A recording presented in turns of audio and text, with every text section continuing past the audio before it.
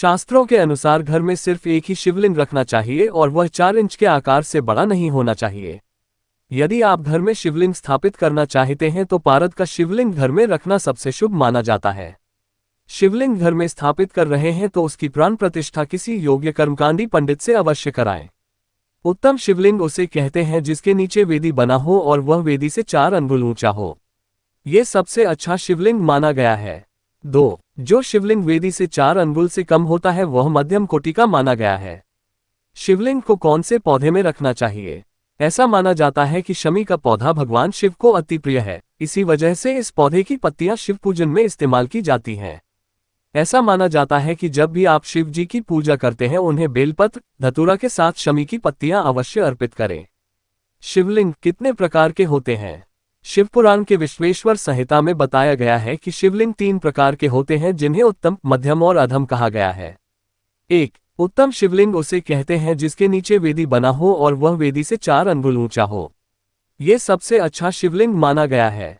2. जो शिवलिंग वेदी से 4 अंगुल से कम होता है वह मध्यम कोटि का माना गया है और जो इससे भी कम हो वह अधम श्रेणी का माना गया है। शिवलिंग के प्रकार शिवलिंग के प्रमुख 2 प्रकार अंडाकार और पारद शिवलिंग के अलावा शिवलिंग के मुख्यतः 6 प्रकार बताए गए हैं। 1. देवलिंग जिस शिवलिंग को देवताओं या अन्य प्राणियों द्वारा स्थापित किया गया हो उसे देवलिंग कहते हैं।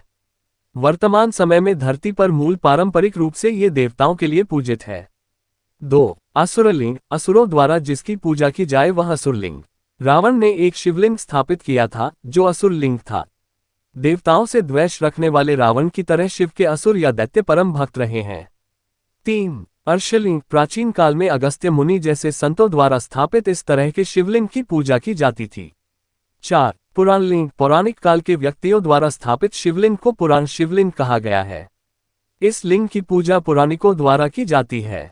5. मनुष्यलिंग प्राचीन काल या मध्यकाल में ऐतिहासिक महापुरुषों, अमीरों, राजा महाराजाओं द्वारा स्थापित किए गए शिवलिंग को मनुष्य शिवलिंग कहा गया है। 6. स्वयंभू लिंग भगवान शिव किसी कारणवश स्वयं शिवलिंग के रूप में प्रकट होते हैं। इस तरह के शिवलिंग को स्वयंभू शिवलिंग कहते हैं। भारत में स्वयंभू शिवलिंग कई जगहों पर हैं। वरदान स्वरूप जहां शिव स्वयं प्रकट हुए थे। घर में शिवलिंग का अभिषेक किस प्रकार से करनी चाहिए? शिवलिंग को हमेशा खुले स्थान पर रखा जाना चाहिए। वास्तुशास्त्र के मुताबिक चूंकि शिवलिंग से हर वक्त ऊर्जा का संचार हो रहा होता है इसलिए शिवलिंग पर हमेशा जलधारा रखनी चाहिए जो ऊर्जा को शांत रखता है। कुछ लोग शिवलिंग पर हफ्ते भर में या फिर प्रतिदिन जल अर्पित करते हैं, वह पर्याप्त नहीं होता है। इससे घर में अशांति रहती है। यदि आप धातु का शिवलिंग घर में रखते हैं तो ये सोने, चांदी या तांबे से बना होना चाहिए। उसी धातु का एक नाग भी उस पर लिपटा होना चाहिए। भगवान शंकर को केतकी के फूल, तुलसी, सिंदूर और हल्दी अप्रिय है, इसलिए ये चीजें शिवलिंग पर नहीं चढ़ाना चाहिए। घर में रखे शिवलिंग को अकेले नहीं रखना चाहिए, उसके साथ भगवान शिव के परिवार की फोटो भी रखनी चाहिए। शिवलिंग की उत्पत्ति के पीछे एक पौराणिक कथा है जिसे खुद भगवान शिव ने सृष्टि की रचना से पहले 100 करोड़ श्लोकों से बनी पुराण में बताया है।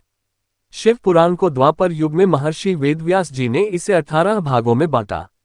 शिव का अर्थ है परम कल्याणकारी और लिंग का अर्थ सृजन। वहीं संस्कृत में लिंग का अर्थ है प्रतीक। इस तरह शिवलिंग का अर्थ है शिव का प्रतीक। ऐसे हुई शिवलिंग की उत्पत्ति।